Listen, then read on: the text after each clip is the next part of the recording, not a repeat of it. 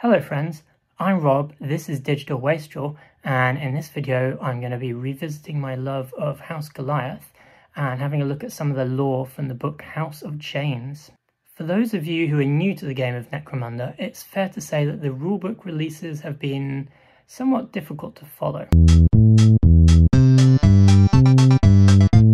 They contain all of the lore and such that you need for each of the gang, along with lists and guild allies and extra scenarios and all that kind of stuff.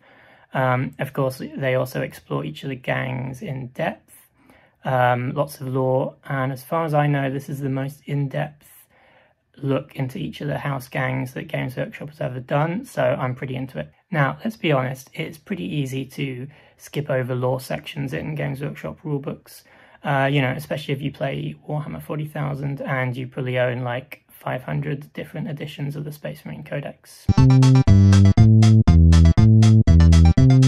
So here are some cool lore bits from House of Chains that you might have missed. Number 1. Goliaths are enemies of the Escher's own making. So, one of the big rivalries in the setting is between House Goliath and House Escher. How did it get started? Well, unlike the other houses, Goliaths were grown in a lab as a slave workforce, before eventually gaining their independence and the power they have today. Their creation was a collaboration between the advanced chemistry of the Escher and the advanced everything else of the Van Saar. The Escher named the Goliaths after an ancient, long-defeated enemy of their own house, using the name originally in mockery. Escher experiments also resulted in the first female Goliaths, and thus a step towards self-sufficiency for the henchest of houses. So now, every time the two clan houses clash, it's a conflict that was very much started by House Escher. Number 2. Cawdor's propaganda campaign doesn't quite go as planned.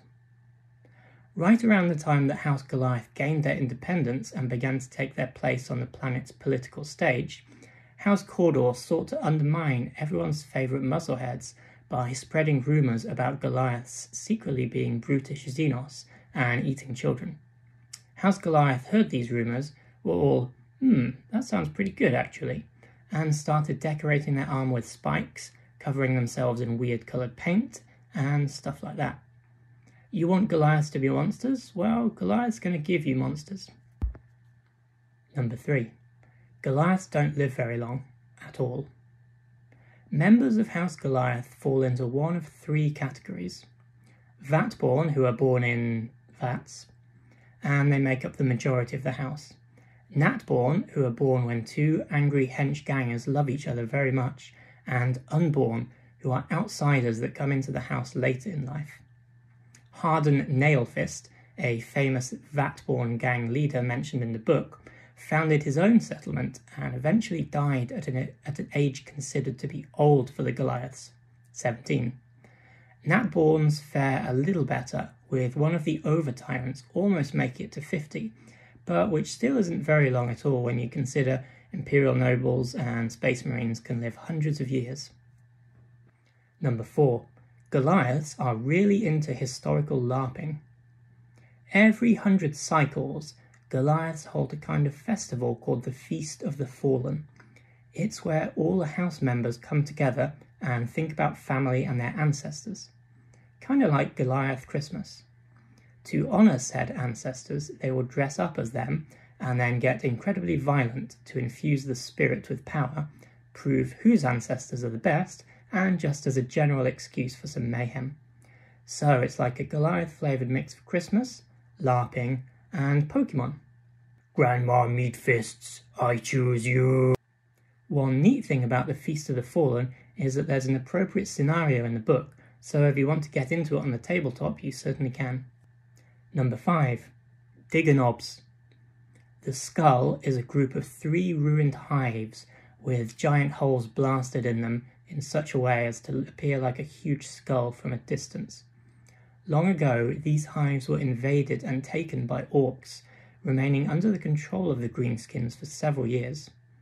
Eventually, the Necromundan Guard and Marines from the Imperial Fists chapter wiped them out, leaving the hive cluster a smoking ruin and under quarantine by Lord Helmore.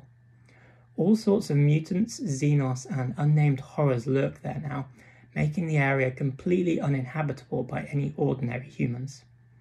The Goliaths are no ordinary humans. To survive in this hellscape, they have adopted scavenged xenos weaponry, they mark their territories with xenos glyphs, and they daub their skin with greenish dirt. This is certainly a callback to the Digger-Knobs of the old Gorka Morka game, who were a human sub-faction who would emulate orcish culture. Very cool. So there you have it. 5 lore pieces from the House of Chains book that I thought were pretty cool. Anything I missed? Let me know in the comments below. That's all for now, so thanks for watching and see you next time.